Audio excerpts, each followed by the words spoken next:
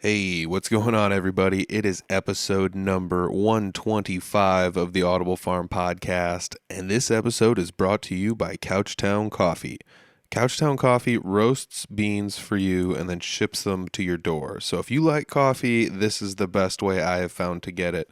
They're located right here in Iowa, but they will ship across the U.S. So hit them up. Go to www.couchtowncoffee.com. Find a coffee you like and make an order. And when you make an order, let them know Audible Farm sent you. Use the code word Audible Farm and they'll give you 20% off. Why? Because Couchtown Coffee is that awesome. So check them out, www.couchtowncoffee.com. They also have a Facebook page if you want to check them out on Facebook. But their website's where you make the order. So check it out, couchtowncoffee.com. Thanks, Couchtown. This week, I'm sitting down with my old pal, Mason. That's right, it's your old pal, Mason, as well. Mason is known as a radio personality in the northern Iowa area. He plays a lot of local rock. When I say local rock, I mean across the state and sometimes beyond. He's got his own radio show on 92 Rock out of Fort Dodge. And it's one of my favorite shows I listen to as far as local rock shows. It's called the Regional Rock Hour. If you guys are in a band and you make music and you think your music rocks, hit up Mason. He might want to play your tunes. I know he's always looking for music to play and people to talk to, kind of like me, except he's got a whole radio show based around it. So it's really cool. He's doing the interview thing as well as playing local music, kind of promoting shows and things like that around the Fort Dodge area.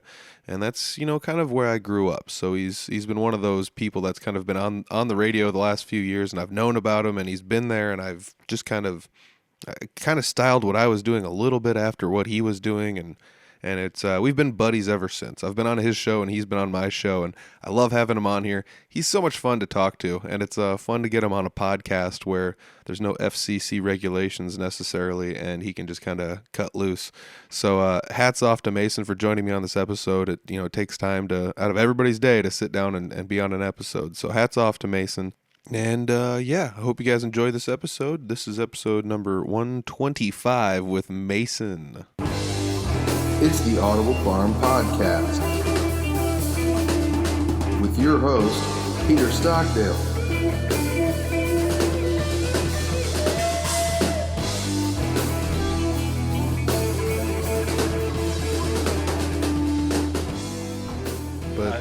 I get it.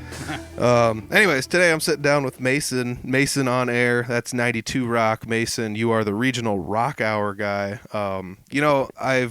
I've been hunting down ever since I've put out the new Three Finger Betty EP. I say it's we. The band Three Finger Betty put out their new self-titled EP.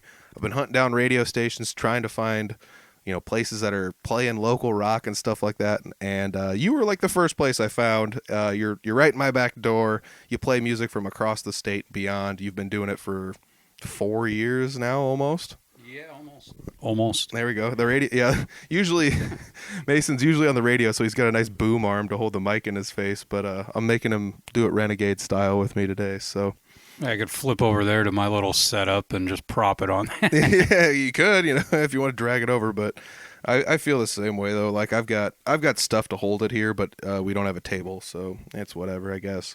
But Mason, you still doing the regional rock hour thing? I listen to you every Friday. What times do you do your show? Usually it's 5 and 11. 5 o'clock, and then it's a replay at 11. Yeah. Sometimes I don't put all the breaks in at the 11 o'clock, and I just do like a couple extra songs, but just kind of a way so that it's more than once a week and 1 hour a week, because it started as an hour show, and being called the Regional Rock Hour, I would have to change it to be more than 1 hour. Yeah. So the Regional Rock 2 hour. Yeah. We talked about it in a couple other episodes. You've been on here a couple different times. We actually, leading up to this, I don't know, maybe I'll leave it in the intro cut, but I'd forgot we did a remote episode. It was probably somewhere in the 80s, episode 80 something maybe. And that's been, a little over half a year ago. So like, what have you been up to since then? Because I know that radio has changed over the last year. Yeah, well, the last we spoke, my hours had been cut because I was always at I was always at a part-time status, like even though, like I was putting in over 30 hours a week for the most part. And then COVID hits, and at first it was, all right, we got to cut you down to about 20 hours, So on top of 92 Rock, I was doing 3 other stations, like, just voice tracking, which is, kind of the recording ahead of time. Yep. Yep. So you're not in the studio, but you are, Yeah. Yep. So they took away 2 of those stations, and I was just doing my mornings on 105.9 The Beach, which is like oldies. Yep. And then 92 Rock in the afternoons. And then they cut me down to 10, and they're like, well, we know that 92 Rock you put a lot more time into. So I got cut down to just Monday, Wednesday, Friday. Yeah. And actually, for a minute there, they were saying, all right, we just want you to do the sneakers session, because that was something I had set up with sneakers, and it was a, paid bit and everything. Yep. That was Wednesdays. Yep. Yeah. And they're like, and then we want you to do the regional rock hour, and then that was it for a few weeks. And then they're like, okay, well, how about you just do Monday, Wednesday, Friday? And so I was doing that actually up until last week. And by this point, like, I mean, going back into the studios, basically the whole wear the mask when I'm out and about in the building. Once you're, in the studio, you got a mic cover and everything. And we're wiping down beforehand and after and everything with, disinfectant and whatnot. So that wasn't really an issue being in the studio, but the whole 10-hour-a-week thing was kind of irking on me.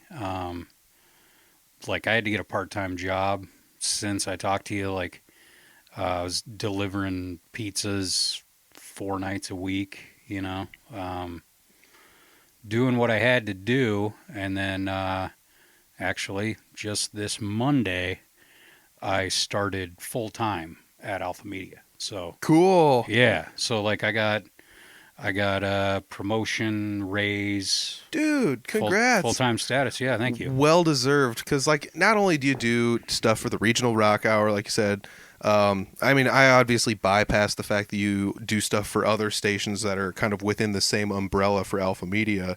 But you also do remotes. I mean, you were at a chili cook-off a year or so ago. I remember that, and I mean, that was all COVID's just squashed all your remotes, so you can't do remotes anymore. But yeah, and that's a huge part of the income as well, especially, like when I was only working 30 hours even, it's at a part-time wage, like those remotes kind of help make up for, what I wasn't getting in hours. And I mean, there's always hours that I'm putting in that I'm not, like, well, I'm not at work, so I'm not getting paid for it. But I mean, out doing stuff and whatnot, and prepping for shows. But yeah, losing those was kind of a hit. I mean, at the same time though, like losing out on the money wasn't quite as bad because I wasn't spending as much because, most everything is closed. Yeah. You know? So like when I would go out to the bar once or twice a week, I wasn't doing that. So I was, saving money and then getting the part-time job, like with tips and everything. Like, I mean, a lot of that was able to just be kind of stashed back and, Yeah, I mean, it creates this weird situation where, like, I mean, I've seen you at shows. I mean, I think I've seen you at one show since all of COVID, and you stood like a ways away from everybody, wore the mask, and did the distance thing. And I mean, I don't blame you for it, because there was one occasion I remember where nobody's standing up front, as happens with most local shows. So you go stand up front to enjoy it, and then like 3 or 4 people go up front, and you're just like, I'm going back to the back. It just went and stood in the back again. And I remember just watching you at that show, just be like, I don't blame him one bit. Like there's sweaty people running around and stuff. Like one of these dudes bumps into you. It's not that guy's got COVID, but it's also like, at the same time, gross, like. Yeah. Well, and I mean, shit, I've been to so many shows where, I'm right in the middle of that anyway, and well before COVID, like I'm one of those guys that I go to a big show and I'm, most of the time I'm like, well, front, Yep. Yeah. Like, you pit your way up to the front, work your way up to the front, hang out for a little bit, go to the mosh pit again for a little while, either go back or you go back up front, you know? I mean, like, so the whole, like, personal space thing didn't really bother me before, and it doesn't a whole lot now. But I think when it's like a smaller crowd like that, and the show was, you're talking about the warehouse, right? Yep. Yeah. I mean, we're in a fucking warehouse. Yeah. Like, Yeah. you know? There's plenty of room. Yeah. Yeah. You know, wasn't, you know, I definitely haven't moshed since COVID. No, me either.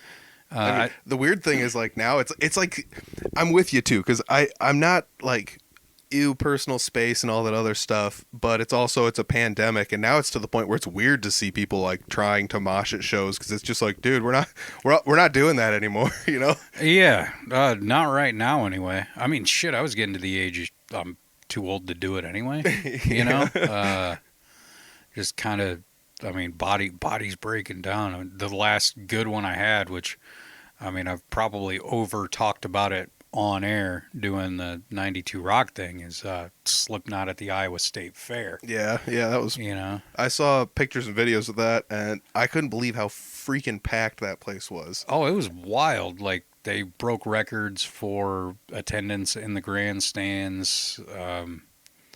There was people that, see, they were selling passes for general admission, like in the pit down below. Mm-hmm.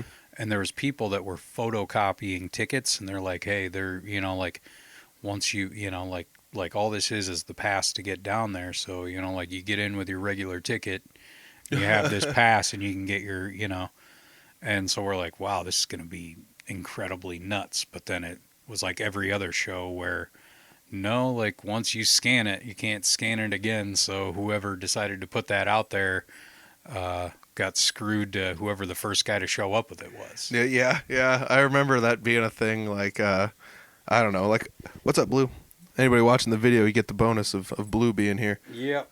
But yeah, I remember that being a thing. Like with some of the first online redeemable like access codes and things like that, people would just be like, "Just use my access code." It's like, okay, and then they're like, "Well, my access code doesn't work now." It's like, that's because I used it, you know. And then, but you know that place was. I mean, I'm sure it was all like done justifiably and stuff, but it was so packed. It was just like, how does a fire marshal not just like come in here and be like, well, it's a little too full here today, you know? What you think? I don't know. It could have been because it was outdoors. That, and like they really spread it out, because there was areas where they don't normally have people. Mm-hmm. That they had people like, there, you know, there's people. Oh, I got this standing room only ticket.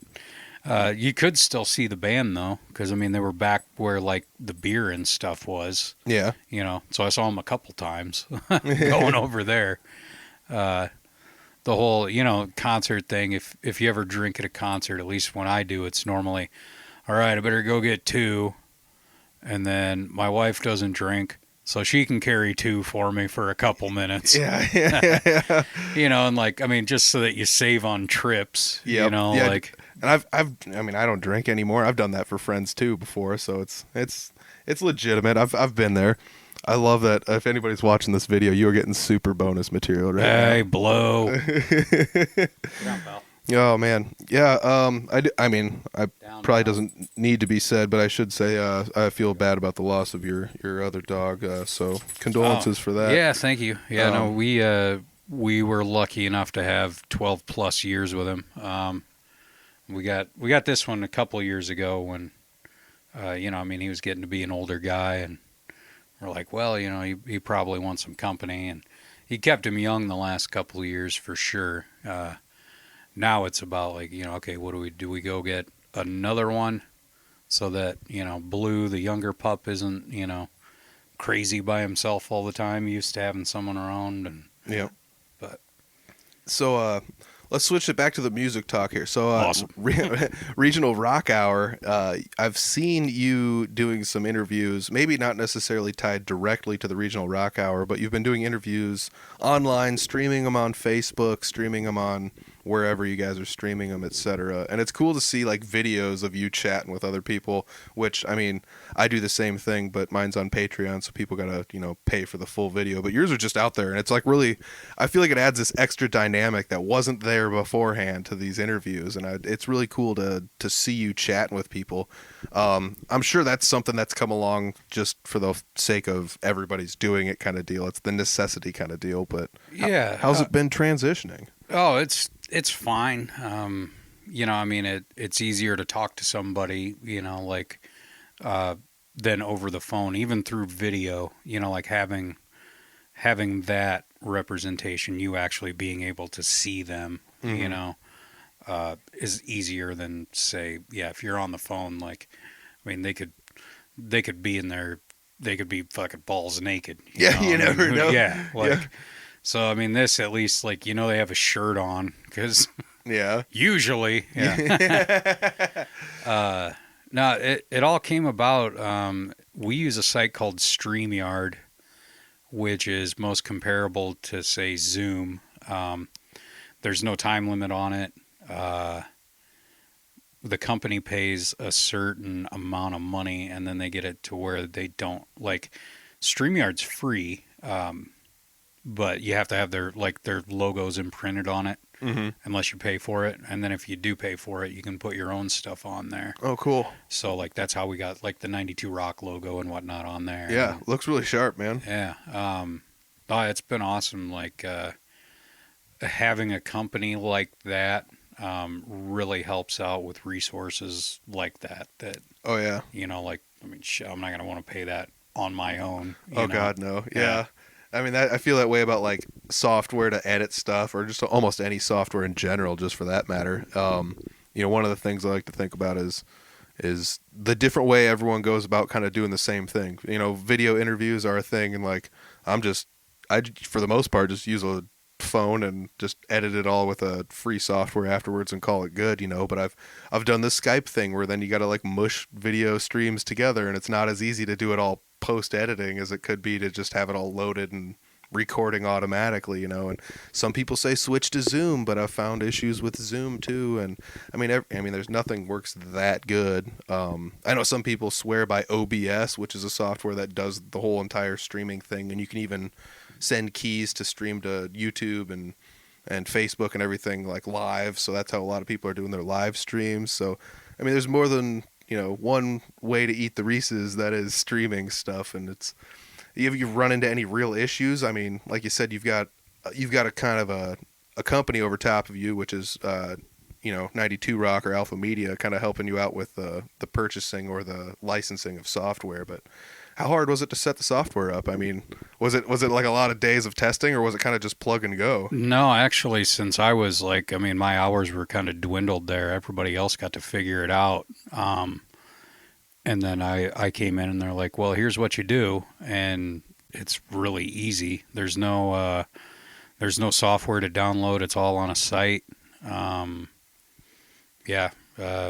You record it, and it's another one of those, you can send it straight to your Facebook or, Twitter, Instagram, whatever. Cool. Cool. What was the name of that software again? I'm just going to look it up for fun. StreamYard. StreamYard. Yeah.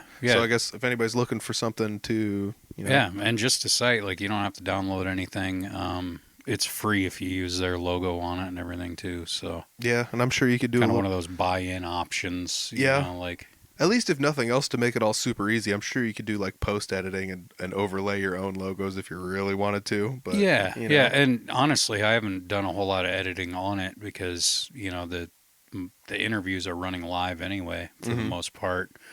The only real issue I've come across was I had my computer working too hard once. I should have closed out some extra tabs and whatnot, and the whole thing crashed on me. Oh, no. So I'm in the middle of this StreamYard, and so it's still going, still going on the Facebook, but it's, like just black basically, And I was talking to Mike Schoen, 22 Salute. He's out in California now, originally from the Manson area. So we've followed them quite a bit on the show, he's always been really good about, like he wants to be represented in his hometown. And, Yeah. once I had the show going, like, yeah, I don't remember how we got in contact, but since then, he's one of those really, like, anytime he puts anything new out, I'm like one of the first people he, releases it to. And Yeah.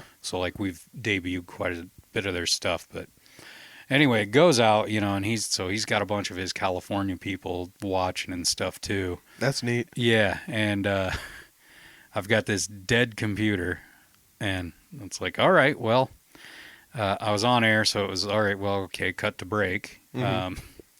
Okay, technical difficulties. Hopefully, we'll be back with Mike. Cut to break, and I just turned the computer on. And it's like, all right, loading 1%. Like, and so it took a minute to reboot, and I texted him, and I'm like, hey man, my computer's coming back up. We should be fine here in a couple minutes. And a few minutes later, it came up, and like he was still there and everything. And we just went right back into it. But I mean, that was the only major issue, was a computer crash. Which, Oh, yeah. I've run into that too, where it's like, when I'm recording some stuff at my house, it's just like, I got to screen record this screen, and then I got to audio record here, and then I got to video record there, and then I got to make sure I've got Facebook open so I can scroll through their links. And well, I mean, and that's one of the worst things, is just having the equipment, or like, for me, it's been like foresight before too. I've got like a smaller, it's a Zoom brand. I don't know what kind of recorder you have there though, but it's like basically just, little handheld one. One of those little, and I mean, I've got a Tascam here for anybody watching. And like kind of a lower end model. Like the mic's not that big and stuff, but it works really well. Yeah. If you have enough room on the card, because I'm doing one of these sneakers sessions, and I got Dan in there, Dan the man, the owner, and talk to him, do this 3, 4, 5 minute bit, and then I look at it and, oh no, card was full, that didn't record, so what do you say we do that again? He's like, yeah, well, I think I remember everything I just said. But he was really cool about it. And actually, I mean, like, sometimes when you do a second take like that, it goes a little smoother, because, like, you've already kind of figured out kind of what you want to say. Yeah. You stay on task a little more. Yeah. A lot less. Weirdo sidebar talks. Yeah.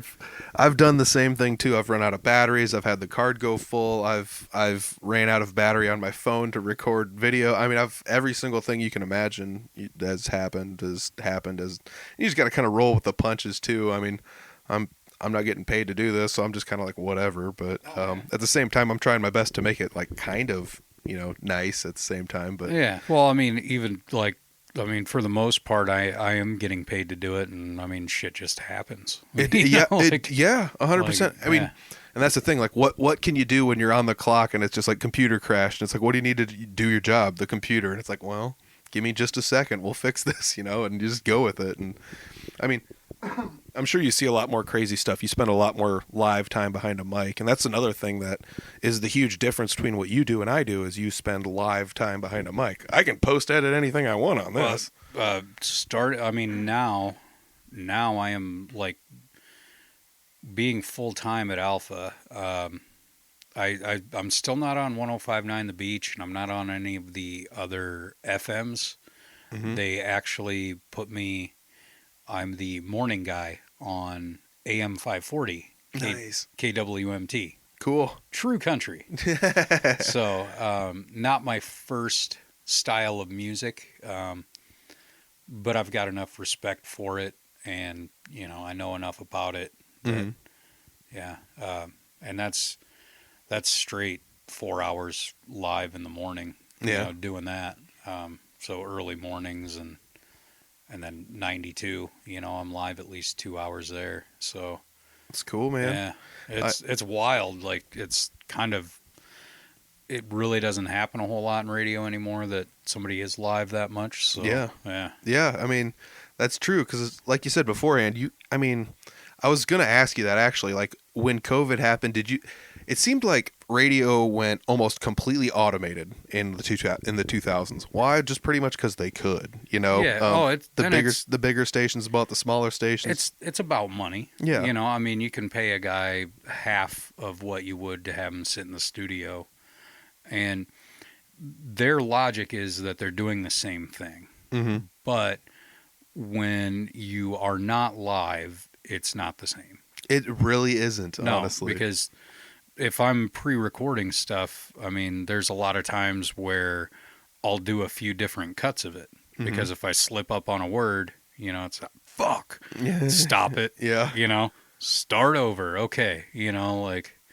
But yeah, going live, you have to be on your game. And so, I mean, you have to have just about the points you want to make, you have to have in your head before you open the mic, as opposed to like recording, like I'll almost develop the points as I'm going. And sometimes it'll be like, scratch that. Okay. Add that there or whatever. Mm-hmm. But at the same time, there's times when I'm live where it's just shoot, like, Yeah. I mean, and people can probably tell, like, like it's all just kind of coming off the top of my head. Yeah. I mean, that's the huge difference I noticed between a lot of radio personalities and people like myself who are just, I'm not trained to do any of it. Like you are, you went to school for it. So you're not just trained in the technological stuff, but I'm sure you were trained how to vocally act on a mic, too. A little. And you can, honestly, a lot of it is just, okay, here's what so-and-so does, figure it out. Like, I mean, you get kind of examples of other people, and then you're kind of taught, like you have to develop your own style and personality, and you also have to like adhere to your boss's rules. True. Yep. And FCC rules. Yeah, oh yeah, that too. There's a lot of words, and there's a lot of words that I think I could say that I don't. Yeah. It's still like, you don't want to poke the bear. Yeah. Well, and like, yeah, one example would be earlier this week, Gwyneth Paltrow, she was selling candles that smelled like her vagina. Oh, yeah, I heard about that. Like one of them exploded, like, how am I not going to talk about that? So I'm going and I'm talking, like, I'm like, well, I came across this, but it's on a work computer, so I'm not sure exactly what all the words are, but apparently Gwyneth Paltrow's Virginia candle, she must have a house in Virginia. Why would it smell like, and and then I kind of, like playing the whole dumb thing, Yep. playing dumb, but like, so people are going to, oh, it's probably vagina. Yeah, exactly. People are driving to work just like, it's vagina. Yeah. Just starts yelling at their radio. Which, no, I've actually had to say vagina on the air before. That was a fun experience too. The Fort Dodge Fine Arts Society. Yep. Shelley there. Yes. A couple years ago, coming through town, they did like, I think it was at like Hawkeye Community Theater or something. They were doing the vagina monologues. Oh, cool. Yeah. And I was filling in for the K97, the top 40 country guy. I thought you were going to say you filled it on stage.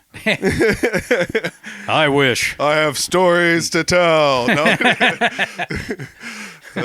It's 2020. No judgment. No. Yeah, I'm sure that would go over well. No kidding. Oh, my God. Anyways, but Shelley. Yeah, she's in there, and like her and the sales rep, who she isn't there anymore. I was friends with her, a little bit outside of work and whatnot too. But they kept talking, haha, you're gonna break because we're gonna make you say vagina. Like, they're telling me, they're like, oh, you're gonna laugh, and I'm like, no, I'm not. Like, I'm really not worried about it. I'm like, you guys can say it. I don't have to say it. Blah blah blah. Yeah. And then we get through all of it, and I ended up saying once or twice, vagina monologues. Mm-hmm. We get through all of it and go over okay, tonight, 7:00 again. Okay. I'll be honest, I probably won't go check this one out, but my wife might. I believe she has a vagina. And they both started busting up laughing. And I'm like, yeah, who broke? Who broke? Yeah, I got them good. Oh man! In the defense of vagina monologues, though, that was like huge for a while, and you know, it justifiably so. It was like one of those really cool like panel style, almost comedian-ish, but you tell stories and it's a ladies' night out kind of deal for people that don't know what it is. Yeah, But, no, I had no idea, and I still didn't because I was concentrating so hard on not laughing at the word vagina. I didn't hear a damn word they said. No, no, I mean, I was so distracted. I don't know why. My brain went somewhere else. yeah. I started thinking about boobs. But you know, that's probably another thing though too, is like you're so conditioned to be on the radio, and I mean, it's not like you're a potty mouth even in regular society at all, but you have to like kind of make sure everything is justifiable to say on the radio, and it's okay for a mass audience, and you can't swear, and you can't, I mean, you still do have the ability to have fun, and you do. Like when I listen to you, sometimes you, like you said, you kind of crack those jokes like that, but it's I'm sure like sometimes you're just like, man, am I towing the line here? Like, No, not really. I mean, this week especially, just the past few days, I've learned a lot more about live radio because of doing KWMT. Which, I mean, for the most part, they tell you, you know, you're talking to a lot older audience, and you're not talking to just local people. Because that has like a 6 or 7 state reach. oh Like, wow, yeah, so I mean, it's a lot of like farm and ag stuff, you know. And then we're playing the classic country, like, so they want somebody that can talk about the music for the most part and keep the time so that people are still getting their farm reports. You know, like if it's a 6:15 farm report, you got to have that shit going at 6:15. You know, yeah. like, it's a very time-stricken thing, so there's a whole lot of structure there. And then, you know, I'll take a couple-hour break, come home, check out, you know, make sure my pup's doing all right and whatnot. Maybe hit the gym, and then I'll go do 92 Rock, and it's so much more laid back, and it's like the total opposite. Not just music-wise, but even like reach-wise. You know, we stream everywhere, but our streaming numbers aren't spectacular. And like Fridays 5, they're bumped up. You know, like we get more of a wider audience there. Me, Yeah. I'm usually on the road out of town, so that's where I listen. Okay, yeah. Like, but you know, when we're like just regular part of the day, I mean, it's basically Fort Dodge that I'm focusing on. And like, there's no real time constraints. I just got to make sure that the commercials play. You know, people are getting their props, getting what they paid for. Yeah, You know, which, yeah. and that's kind of one of the things that holds me back. Like, I wouldn't say it holds me back, but it keeps me on task a little more. Is knowing that there's people that are Paying. Yeah, like, and okay, so maybe if I do good, we'll get more people to pay money. Then on the same end, like, shit, if more people are paying, that's less time for music, more for commercials. Like, Yeah. Well, I mean, you could always end up with the other end of it, like same amount of commercials, more people listening, and just the ad space costs a little bit more now, you know, or something, you know. And that'd be nice. That's a little above my pay grade. yeah, I tell you, I understand you're not in charge of that stuff, but I mean, you got the right idea though when it comes down to, you know, the mindset on that. For some reason, it didn't even cross my mind until you said it. Being on AM radio, I mean, AM goes forever. Yeah. I mean, on a cloudy day, you can pull an AM from like Tennessee and Iowa, you know. So, oh yeah. So I didn't even think about that. Yeah, we're actually, I believe we're the biggest AM reach in Iowa. So Wow. yeah. As far as like the listening numbers, like on the radio, can you tell how many people are listening on terrestrial radio, or is there any way for you to even get a number on that at all? I know there used to be, because it was like reporting ratings, you know, kind of like, you know, TV has Nielsen or whatever. Yep. And it might actually be a division of Nielsen. I'm not sure. But they don't do that anymore. And I'm pretty sure that was axed out before Alpha Media. Because we've been conglomerated as 7 stations now. Alpha's the third company. Three Eagles Yeah, I remember was that. the one that. There we go. Yep. Three Eagles was the one that got all 7 under one roof, and then bought out by a company called Digity, and they kind of told us from the get-go, like, well, we're just acquiring stations for this sale to Alpha. And so when I got hired, it was actually Digity Media shortly after Three Eagles, and then it was like a year and a half, 2 years later that we got Alpha. Actual, like, it finally came through. Like, Alpha has put a lot more money into us than the other two did. Mm-hmm. They were more like they would rather sell equipment that we might not use than even try to, like better, like, if you put money into something, like, it'll make you more money. You know, like, if you start cutting talent and you start cutting equipment and, like, resources, it's a lot harder to sell, and you're not going to sell as much. But yeah, I mean, gosh, and that comes down to that weird, I don't know, it's not really greasy, but it's that business mentality of like, I bought this thing, it's expensive, and what I can do is sell off some of it and recoup some of my cost for buying it, and then still run the thing, and hopefully still make the same amount of money. Yeah. Hopefully. No, I've seen it totally different with this company. I mean, like, there's still a corporation, so there's still things that happen that I'm like, fuck, that sucks. Yeah, yeah. But, like, for the most part, I mean, shit, I'm really happy with them now. They, Yeah. like, they bumped me up to full time, and this was actually like the second time I was offered full time, but the first time was a couple of years ago, and it was for just news and sports. Oof. Yeah, this might have been like 3 or 4 years ago, because I just started. The first of this year marked 5 years on air. Cool. So yeah, like, so I mean, 5 years part time. About 5.5 till I got the full time. But yeah, no, a few years ago they wanted me for news, and I, like, because I'd fill in, Mm-hmm. and there was kind of a few complaints about the current person they had doing the news. Like, it was a voice thing, like, Yeah. the tone was not exactly what a lot of listeners liked. At least there were some very vocal listeners that said, "Rrr, rrr, rrr." So I filled in a few times, and even, like, a couple of the bosses were like, well, we want you to do that all the time.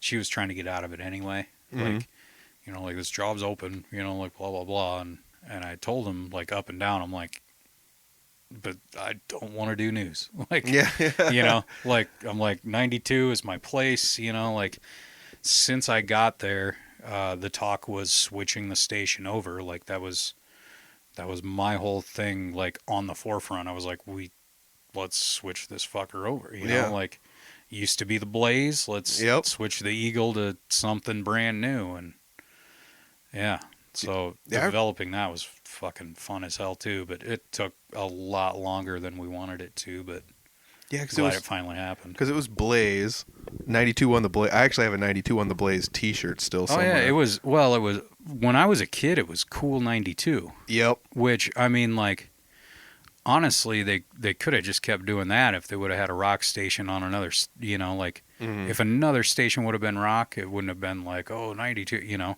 92 is just where the rock ended up. Yep. And that would, like, having that, which was technically a classic hits, having that, being able to transition that into just the rock was easier than we would have had with any of the other ones doing it. But yeah, I mean, it was cool 92. Like, they had KUEL, where the call letters and everything. Like, you have those call letters. Like, why would you ever fucking drop those? True. Yeah. Like, I mean, they had a money maker, but it was almost like at the time it seemed like a mixed 94.5 light. Yes, and they were kind of competing, like, but they were competing businesses anyway at the time. At the time, yeah. Yeah. And I internshipped when they were still separate. I internship back in 2002 for Mix 94.5. And I mean, you had like, I listened to Mix, and 88 Won the Point, the college station. Yep. You know, I mean, that was it. That was all we had. Like, we didn't have just rock. Yep. So Yeah, I mean, like the closest thing you could get to that would be like classic rock, I guess you would call it, or it would even be older than that because it would have been, the Eagle or 105.9 would have been the Beach or the Eagle at the time, or one of the other. Yeah, and the Eagle was a name that was from Three Eagles Communications, I'm pretty sure. Because, yeah, it was 105.9 the Eagle at one time, and then, like, they just started doing some switching. And they're like, well, just put that music over on 92. Yeah. And we'll just change the numbers, and Yeah. that was exactly what they did. And that was weird for a while because it was like I usually tune to 105.9 to listen to this music, and now I got to tune to 92.1, even though they just like took the whole program, the name and everything, and just put it on a new dial. And it was just weird that it happened, Yeah, and that was, I mean, I didn't really follow it a whole lot then, because I didn't start paying attention to radio again until, like, I was like, okay, you know what, I think I was looking for a career change, and I already had, like, some schooling done for broadcasting, and I'm like, oh, this is it, all right, so I'll start paying attention again. Mm-hmm. And yeah, it was kind of wild how they switched that. But, I mean, it all worked out now because now they're all separate branded and the Eagle's gone, Yep. Which like, the whole Three Eagles thing, like, I'm kind of glad it's over. Yeah. Not having the Eagle, not having the Three Eagles. Like, I don't even know if they're still a company. We've had a few people that, stuck, like quite a few of the local people have stayed around, but then even some of like the higher ups, Mm-hmm. Have gone through with the company. But from what I'm told, like, they got rid of a lot of the problematic, or the problem people. So. Yeah, that's got to be such a weird thing too, because like having a radio station nowadays is not just as simple as like, well, me and 8 other people sit in this building and talk for 24 hours a day, and there's a giant antenna outside, and one guy owns it or whatever, and it's like a conglomerate of companies pooled together money to buy this thing, and you're almost just like along for the ride to an extent, Oh yeah. I mean, it is kind of cool having the corporate umbrella because, like, say we got commercials, and I mean, there's so many of us working here, in town. But, like, a lot of times, if you ever listen to the commercials on radio, like, you'll hear a lot of the same voices. Mm-hmm. And that was kind of one thing I always touted since I've been there, too, is, like, is there any way we can get other voices and we can switch, like, I mean, we could almost, like, trade out. Mm-hmm. Like, hey, I'll record commercials for you, you record commercials for me. Oh, and yeah. enough bitching, eventually, like, we got this email chain going, so now it's, there's like Illinois, there's a couple, Nebraska, even like one California, one Arizona. That's super smart, because I mean, like, you turn on the TV, imagine just having like me being like, the new Hyundai Sonata, Yeah. like after, and buy Planters peanuts, and it's just like every single thing, it's just like, check out this new movie with Tom Cruise. Yeah. Like, it would be kind of weird to have the same voices being the only voices you ever heard on a commercial. Yeah. So now you have this like super deep like stacked group of people like helping you out, and you're trading off with them and stuff like that, so you actually get this cool variability that might not normally be there. Because what's your other option? Just pulling random people in off the street and being like, hey, read this commercial for me, Which, I mean, like, a lot of people probably think, oh yeah, you're reading off a paper, I can do that, and blah blah blah. And it's like, all right, well, can you make it sound like you're not reading off a fucking paper? Because it's actually ludicrously hard. Like, I mean, I've done it enough. I've had enough practice that I'm a lot better at it, but I mean, it's still like, I mean, I don't normally just pick up the piece of paper and then go straight through it. It's normally at least read through it once. Yeah.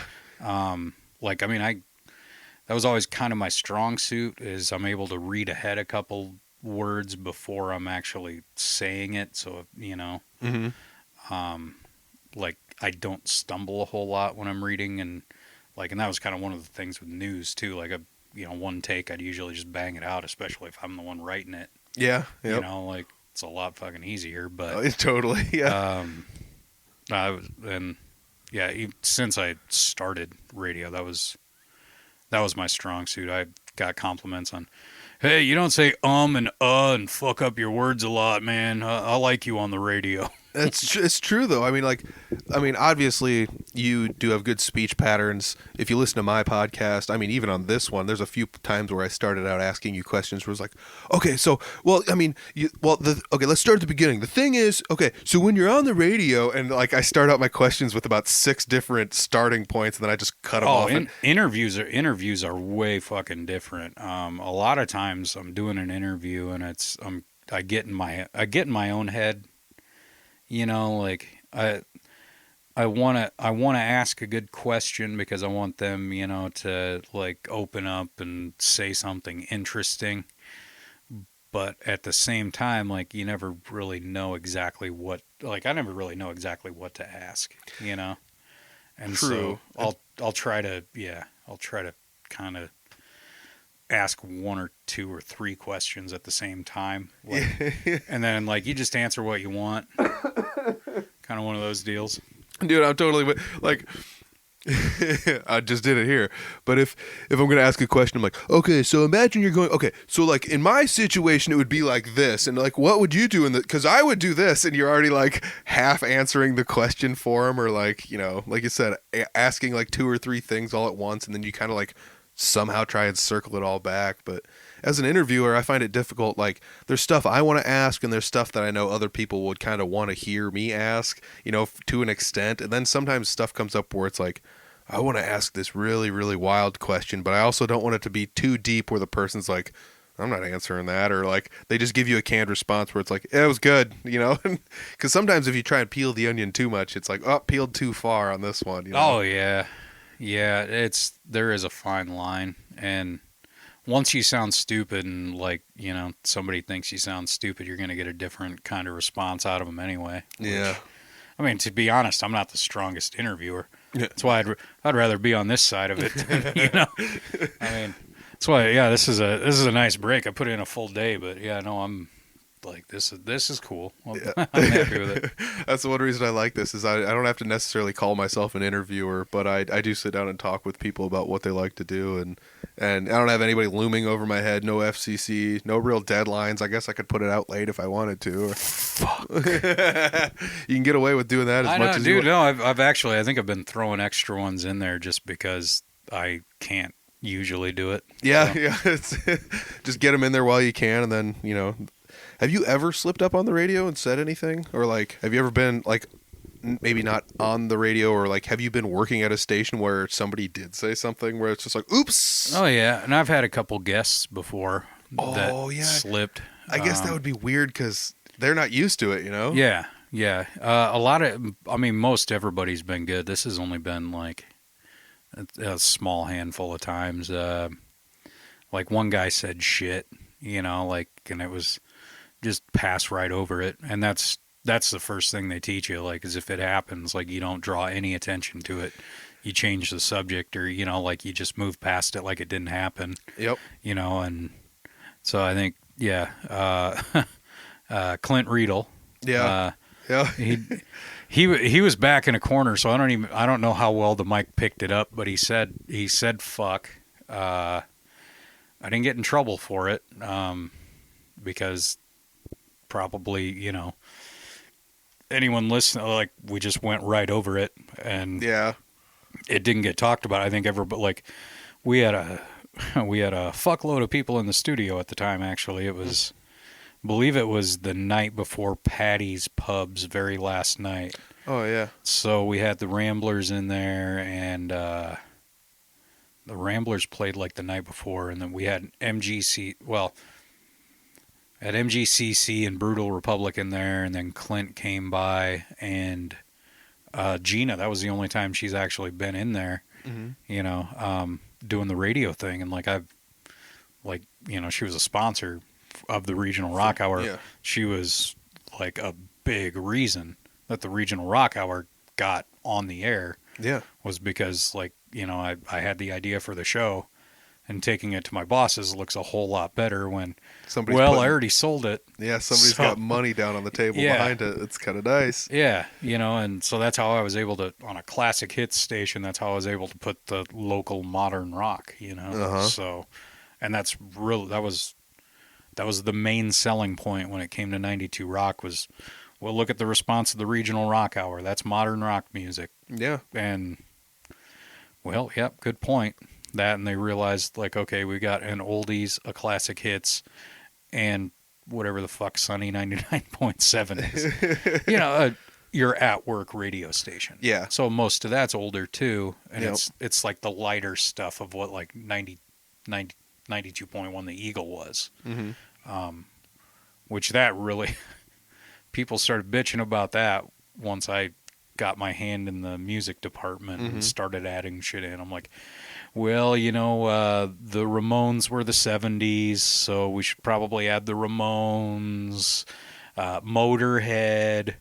Yeah, you know, Motorhead's over 30 years old now. We got to throw that in there. Like, so I just started adding the shit and like kind of set the tone for it, like train the audience almost. Yeah, yeah. I mean, that's probably one of the coolest things, though, is the fact that you have a local-based show that plays music from around the area and beyond. And it's not, I mean, I don't think there's any bands on there that are getting huge record contracts or anything like that. So it's all just people pretty much DIYing this music, and you're taking it.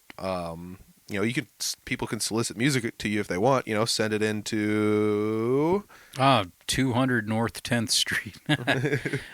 Josh.Mason at Alpha Media USA is the best way to contact me. It's my work email. I mean, I check that, you know, quite a few times a day, especially when I'm there. I mean, I keep it up most all the time. You know, Regional Rock Hour 92 Rock page too. Like, send a message, Facebook there. Regional Rock Hour Instagram. Yeah, I mean, Yeah. any number of ways, just find a way to get a hold of Mason. Because, like we mentioned earlier, you like 22 Salute, you do stuff with them, talk to them about stuff they got coming out. Yeah. And if you've got an album coming out, maybe Mason wants to talk to you. You know what I mean? Yeah. Especially if it's rock. I mean, I play shit that's not rock sometimes, but just because it's local and people have been like, hey, well, you know, would you play this? You know, I'm like, all right. Yeah, slide it in. A lot of it's more like the country flair, you Yep. know, like Jay Clyde Band or Scott Kirkhart, you Yep. know, like those guys get played on the show, and I wouldn't necessarily call them rock. No, you know? no, but I mean, they have the local end of it. You know, Yeah. the regional end of it's Yeah. definitely tied down. So, Yeah. I mean, one of the coolest things about, you know, we had the Three Finger Betty album, we recorded it, and then it's like, well, we're getting ready to put this out on vinyl, we're going to release it, we have all the artwork, everything's pretty much done. COVID happens. What do we do? And we didn't know what to do, so we sent it out to radio stations, and yours was the first station that played any of the Betty stuff. You know, albeit we had to edit a couple of tunes to get them on there. But Well, we had one of your older ones. Caught the Dragon. Yeah. Yeah. And for like 2 or 3 years, that was the only thing you had. And so, I mean, like every few months I'd play it, and there's a lot of bands, and your band was one of them. I would say, like, all right, you know, you've probably heard this a few times on here. Maybe they should make some more music, put some more music out. Yep. Almost like a, come on. Yep, Like, yep. you know, like, get on it. Yeah. And I mean, like, they had a demo before I got there, and the demo was 11 songs, but only one was radio safe. And I mean, like, I could have sent you non-radio safe songs. You could have edited them. I could have edited them. We could have put something else on there, but it was all, you know, it still came from that first demo. And then we recorded a new EP, and it was like a year of that. And then all of a sudden, the person who was recording it and the band kind of fell out on what they were doing. We just like decided we're just going to quit. We just separated ways, and that was the end of it. So then we got to go back and re-record everything, and then we got to go get new artwork for everything and try and like redo the whole entire thing because we kind of just kiboshed our initial attempt to record stuff, and it sucks, but it's just the way it goes, you know. But then you want to get it mastered and you want to do all this stuff the right way, and I mean, we could have done it in a basement and it would have worked out okay, and it would have been passable. But you know, we wanted to do it the right way. You want to get it, you know, not that we don't know how to do it, but it took forever to finally get it out there, and then all of a sudden it was just like COVID, and then, well, we can't put it out at a show. There's no show releases. And then not only that, but when they in Des Moines lifted the ban on shows in like June of last year, we played a show and still got shut down because it was a noise ordinance complaint, which is like, Where was that at? Boggs Hole Avenue Tavern. Oh shit! Yeah, that's like a neighborhood. It's in a neighborhood area, and they probably got pretty used to not having noise for about 4 months, you know. And then we showed up and played music again, and they were like, "No, fucking assholes, so, man." But we've been back since, and no shutdown. So I think the neighborhood and everybody got everything worked back out, you know. And it's not like Boggs is doing tons of shows. Nobody's doing tons of shows anymore, you know. It's Boggs. I kind of wish there was more of a standing room for that place because they got a fucking really nice stage. Yeah, you know? yeah. I think I've only been there once. But yeah, I saw like Fault Mine was there. You know, they're another Des Moines band, and Moonlighting was there as well. They're a band out of Tumwa, I believe, or cool, somewhere around there. Yeah. They actually had a track that was featured on a NASCAR video game a couple of years ago. Sweet. Yeah. Sweet. Yeah. But yeah, no, that was an awesome venue. Lefty's Live Music down there is a pretty good one for like, you know, that level of band. Yeah. Like, another just great stage, and, you know, yeah, they got room. Lights and sound guy and the whole 9 yards. And I mean, since Vaudeville Muse closed, I mean, that's that place was pretty sweet too. Yeah, it was pretty sweet. I think a lot of it is just the memories of the experiences of being there. Like, somebody posted a picture of like the opening scene from Saw, where like the guy's laying face down in the bathroom, that grungy bathroom, like dead, and they were just like, "This makes me miss punk shows," and I just like thought like, man, that looks so much like the Vaudeville Muse bathroom. Oh yeah, yeah, it had that it had that old O'Goodies stench by the bathroom there. I don't know if you ever went to O'Goodies in Fort Dodge. I did not. Yeah, before they got taken over. They're actually a totally new place now. I got to go check them out. I heard Jeremy Ober told me that people running it now are real cool. But is that the place that turned into King's? Yeah. Well, after King's, it became now it's like just a week or two ago, Four Seasons. That's right. Yeah. And so it's a brand new spot now. For a couple reasons we won't get into. I didn't go to King's. That's all good. I was there once. It was a neat place. Yeah, well, I don't know. It's for whoever wants to go there, but yeah. Yeah. No, now that it's Four Seasons, I got no problem with it. But the people that had it, fuck it, I'll just say it. Like, the people that had it thought they were gonna fucking swoop in Patty's Pub's business. Ooh. Yeah, so they buy this building that Patty's was in. Oh, is that like sight unseen? And, you know, like, oh, all this work, you know, like, oh, we're going to make it this, you know, like, you know, and I think their whole fucking plan was, all right, well, they're doing good. So if we just take it over, you know, like it'll like, we'll keep the same clientele and it might even do better. Mm-hmm. And it's like, well, you kind of fucked over the current owner. Yeah, I remember. Which, you know, like, I mean, a lot of that could be too. I mean, she was renting it. Mm-hmm. So, like, the owners of the building, like, kind of sold it without offering her the option to even look at it, which for what they got for it, the people fucking overpaid because the building itself was a fucking shithole. Like, yeah, it's not the greatest. No, and I mean, they ended up going fucking belly up on it and shit, and it's like, if you would have done a little fucking research and yeah, well, that sucks when somebody with like Not enough business sense comes in and ruins a good business thing for somebody else. But at least somebody made out like a bandit on it. Yeah, it wasn't Yeah, we the previous fucking, owner. the fucking realtor. I don't know. You Yeah, know. somebody made out. Yeah, the previous owner. I mean, I think they just wanted done with it. And they were an older couple, and I don't know. My gripe with them is that they didn't offer, Yeah, to sell it to the people that were actually fucking there. yeah, paying for it all Yeah. those years. Yeah. Paying rent for it, not even paying a mortgage, Yeah. paying the other people's mortgage pretty much. But God, I mean, that's something that's weird about music is like you're starting to see some music places die off around the state, and I mean, like even like Vaudeville Muses. yeah, but even then, there's still like more music places opening up around the state too, because like. I mean, 5 years ago, there were places to play in Fort Dodge, but now it seems like every night of the week, almost, there's somewhere that could possibly have a show in Fort Dodge, Like, Yeah. it's a little bit slower with COVID, but... Well, especially if you're just an acoustic performer. Yes, yes. Which a lot of the reason that I have so many, like, just solo artists like that and acoustic people is because those are the people that are able to afford it, Like, you go to see a band, like Three Finger Betty, if they're playing a show in Fort Dodge, chances are there's 3 or 4 other bands on the bill. Yeah. And it's like a put on thing, like that Warehouse show. Jared Harp has done pretty good with Americature. Yep. And getting other bands on board to put his own shows on. Wait for it. Boom! Yeah, nice. I got the America shirt on right now. Hell yeah. Yeah, I bought one of their hoodies.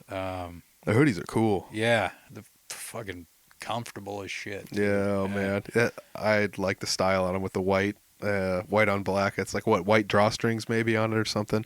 They just they don't look like, like a Walmart hoodie or whatever. Oh, They look really cool. Oh, they're super plush and comfortable, and the printing on them. They got some buddies in Denver, I believe, that do their printing that did a really good job on them. Oh, it's stellar. Yeah. That's stellar. But yeah, Jared will set that up there, or like Rides.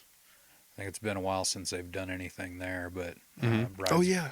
Rides Bar and Grill, like they've had a few there. Yep.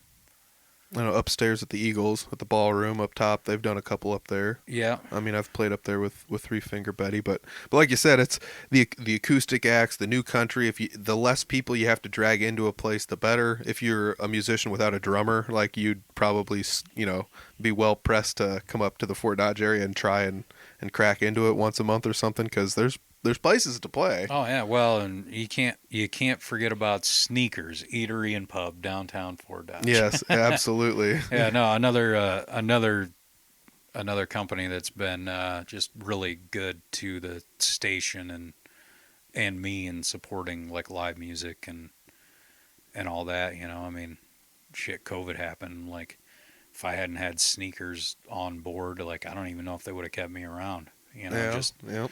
I mean, a lot of it could have been like, well, he's showing initiative, going out, getting his own sponsor, because nobody else around there was doing it, Yeah. Like, it's still kind of to this day. Like, I mean, I don't know if there's a whole lot of other people going out themselves and getting it.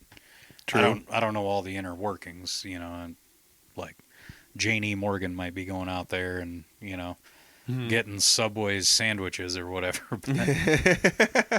No, I mean that's one of the things that's crazy is like you and I do something that is kind of similar, sort of like we both, you interview people, you have a radio show, you've got this cool like regional music thing, the Regional Rock Hour on 92.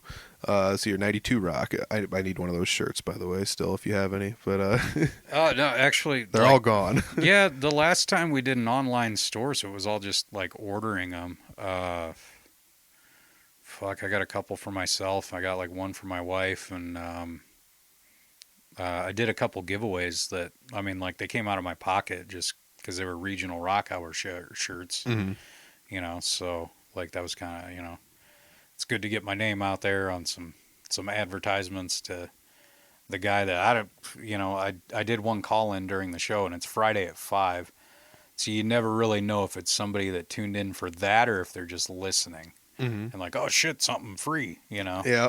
And then I did a Facebook post, and then that one, like you had to pretty much be a follower of the page to even be in on it. I remember seeing that one after it had already been given away, and I was like, "Poop, missed out, missed out on this one." Yeah, no, that's one of the things with Facebook's algorithms is that if you just post a link from like an outside company and put your own thing on it, there's a lot of times you don't get that reach. Yeah. Like, like, I mean, yeah, it was a giveaway post and I only had like the one comment on it because it only reached like 30 people. Yeah, it's tough. Yeah. So, and there's sometimes like, there's other times, we've done giveaways for bigger stuff where it's been like not putting the link on it and we've had hundreds of fucking responses. Yeah, so, I found that's the way to do it is if you can like put a graphic up and then not even put the link up at all,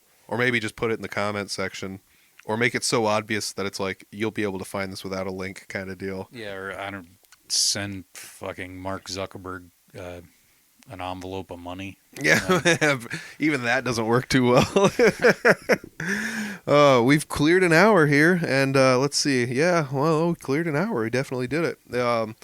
92 Rock, Regional Rock Hour, Fridays, 5 o'clock. Also, the replay is at 11. Might be slightly different than the 5 o'clock one. So if you listen to the 5 o'clock one, check out the 11 o'clock show. It might be different. You'll get all the music. You just might not get all of the chatting. Yeah. And that means more music, though, maybe. Absolutely. There you go. Yeah. Well, and I don't know.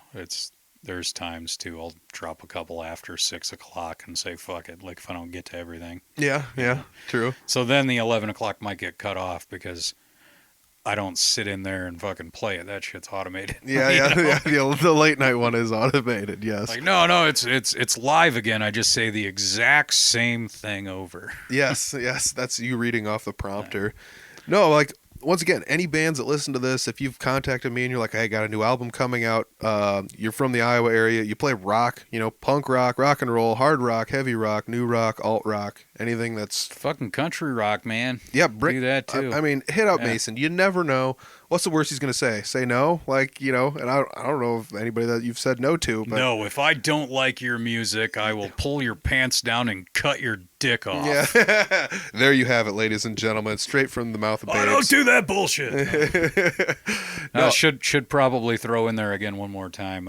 Morning Man on True Country, 540 KWMT. Absolutely. And that's just one of those things. I said it before. We kind of glossed over it and sidetracked. Like, you got that great radio voice, man. Smooth as butter. I don't know how you did it, but I mean, even I always think like, oh, there's got to be something he's plugged into that's kind of smoothing everything out, and making it sound good. But it still sounds just as good as my ear holes here with no effects. Well, so. Like, I think when I'm on the mic, yeah, like it definitely sounds better. But that's always been like one of those things, like speak clear and concise, and not timid. Like it's a lot of just confidence, which I don't know what the fuck I have to be confident about. Dude, you're one of my favorite people in the music scene, and you don't even play music. You're just one of the supporters, and that's one of the things that makes... Actually, you did have a band for a while. Yeah, I'm a singer. Well, it's the voice. I am a singer. The voice of God. Yeah. Yes. Oh.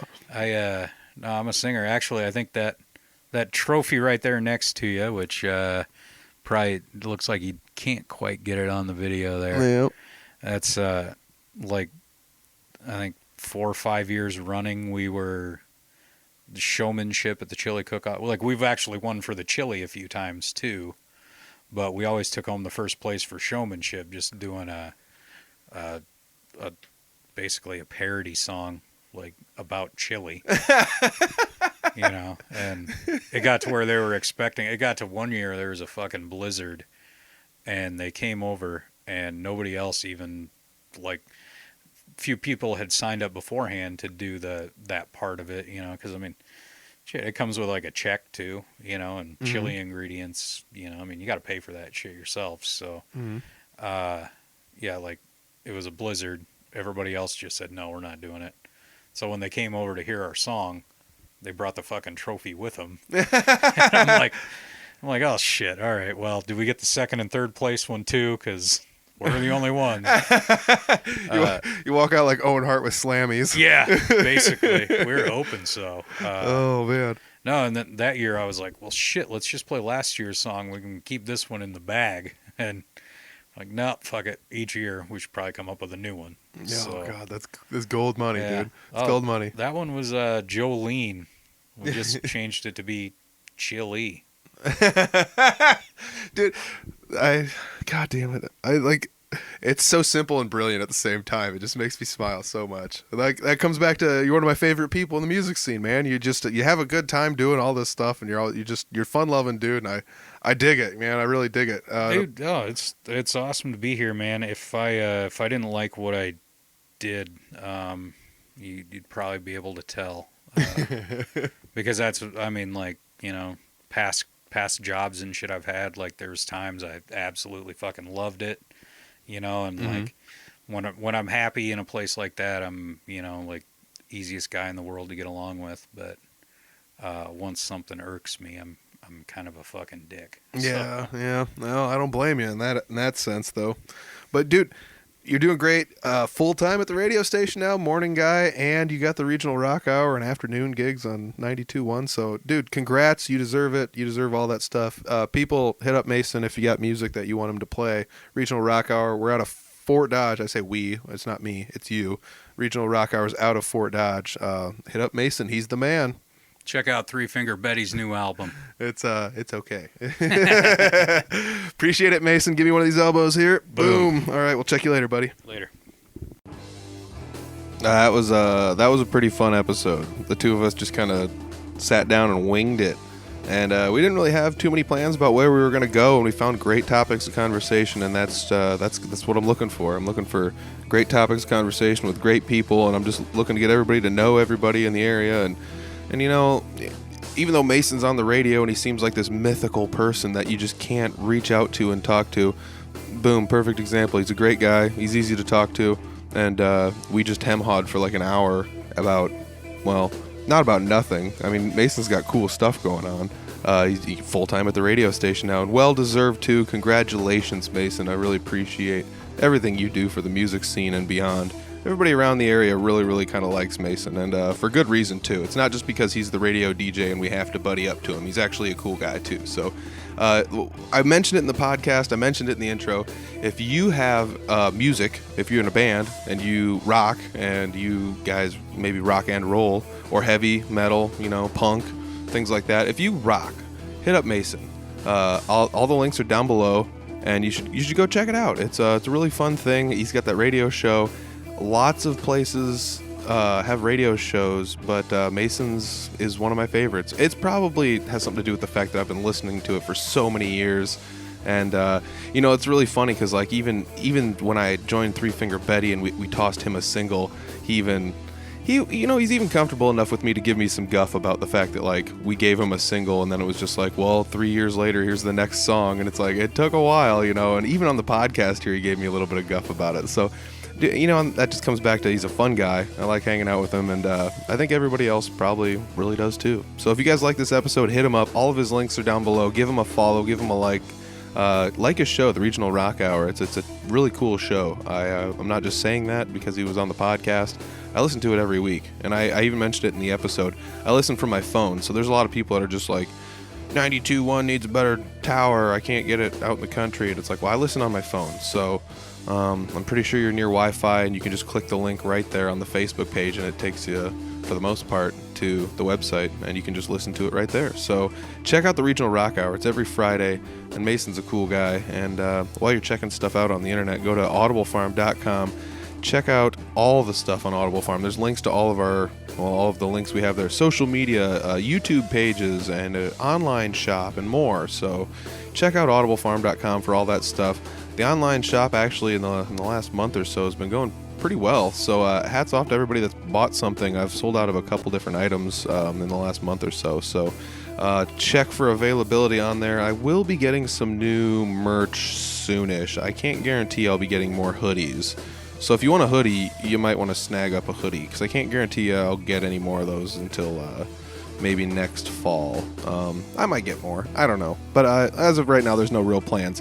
What I want some new merch. And I'm sure everybody else does too. You're probably tired of t-shirts and hoodies. So hit me up. What do you want? Do you want hats? Do you want, knit hats? Do you want, how crazy you want to get? Koozies? You want Audible Farm shoes? Like, I don't know. What do you want? So hit me up. We'll try and make something happen, and maybe we'll get some new merch up on the merch page and something in between the weird like sticker and t-shirt area. I don't know if you want an accessory. Like, what's everyone going to accessorize? We want Audible Farm earrings or something? I don't know. But yeah, hit me up and tell me what you want for Audible Farm merch. You can just drop us a comment wherever you're listening to this, or go to Facebook page and drop us a comment or something, and just let us know what kind of merch you want on the shop there. I've been debating migrating my shop, but I'm going to leave it where it's at for now. So check out the Audible Farm shop. You can go to shop.audiblefarm.com, or you can go to audiblefarm.com and find a link right there to the shop. So check it out. Thanks everybody for listening. We've hit a couple weird milestones lately. Let's see here. I think we cleared 200 YouTube subscribers. We dipped up above it and back down below it a couple times, but I think we're finally cleared on 200 YouTube subscribers. If you haven't subscribed yet, consider subscribing. I've noticed that only about 20% of the views come from subscribed people. So if you haven't subscribed, maybe consider doing so. Otherwise, we do have Instagram and Twitter and everything else, so give us a follow or a like everywhere on there. We recently crossed 1,000 likes on Facebook. Yeah, that's what it is. 1,000 likes on Facebook. So we recently crossed that one too. That's a big one. That's really huge. So hats off to everybody who's liked the page. I found word of mouth works the best, so if you like the podcast, let somebody know. It's really crazy because people still stop me and say, hey, I listen to your podcast every week, and I'm like, my brain just melts inside my head. I'm like, oh my gosh, what do I say to these people? But you know what I gotta say? Thank you guys very much for listening every single week. It blows my mind how many people listen, and I just gotta say thank you. It touches my heart, and I'm sure the people that are on here as the guests really appreciate it as well, because that's what it's all about. It's about the guests. It's not really about me. I mean, I banter a little bit in the intros and outros. I wonder how many people fast forward through the outros. I mean, I can kind of tell based on some of the on some of the websites, but it's kind of funny. Anyways, I'm rambling now, so we'll just end it here because this is why people fast forward through the outros. So anyways, audiblefarm.com. Check out all the links down below for Mason. Check out his radio show. Go to the intro and listen to that Audible Farm Couchtown promo that was in there. So there's a promo to save 20% on coffee. That's in the intro. So go check that out in the intro. Otherwise, that's all I've got. Thanks, Mason. Thanks, everybody, for listening. I'm out of here. Until next week. Peace.